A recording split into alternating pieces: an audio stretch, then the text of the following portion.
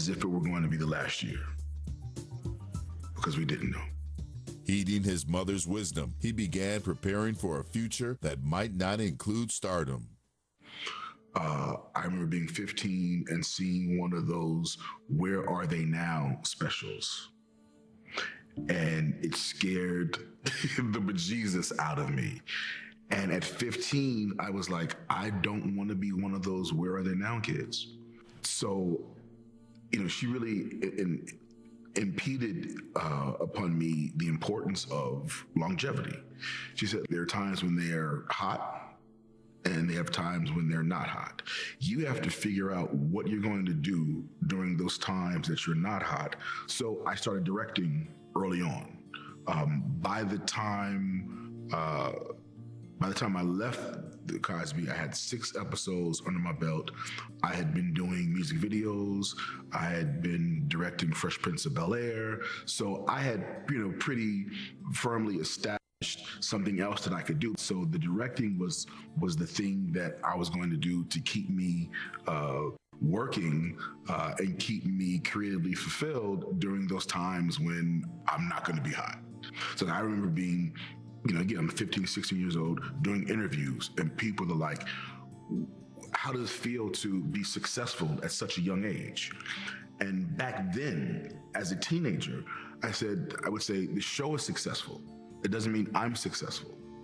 Being on a #1 show is great, but if I'm not working, at 30 years old, then what does this mean? And I remember saying that it won't be until I'm 40, 50, 60 years old, having worked consistently as an actor and as a director, will I be able to look back and say, I've had a successful career. And what a career Malcolm-Jamal Warner has had. In addition to dozens of appearances in front of the camera, he's directed episodes of a variety of TV series and lent his voice to animated TV shows. I'm a firm believer of how important it is to, yes, enjoy the moment, enjoy, what's happening, ride the wave, ride the highs, but never lose sight of what happens beyond this.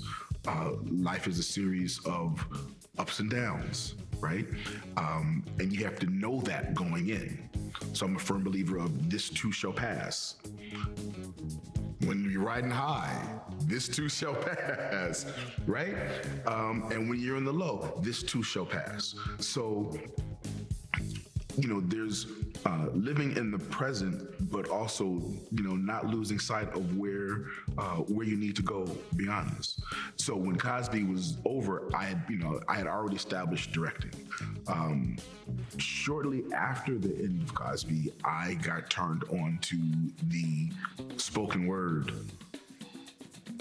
outlet. I'd been writing poetry, but when I was introduced to a world where you can actually, stand up in front of people and read your poetry, that was another aha for me, because that it integrated my theater background. So me being on stage, period, like stage is home for me. So to be able to be on stage, but now I'm actually reciting words that I've written and I'm not interpreting someone else's words, that was another, if you will, that's another high for me. Like, oh, this is it.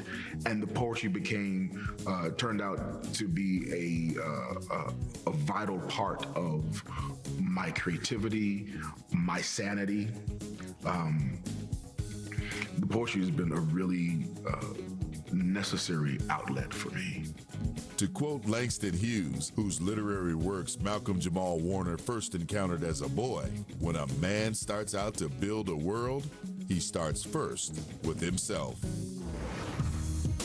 Whether in front or behind the camera, Malcolm-Jamal Warner will always hit the mark and call the shots for our youth. And that's a wrap on this edition of Mentoring Kings. We hope you've been entertained and enlightened by these accomplished brothers and inspired by their passion for making a difference in the lives of up-and-coming generations. See you next time.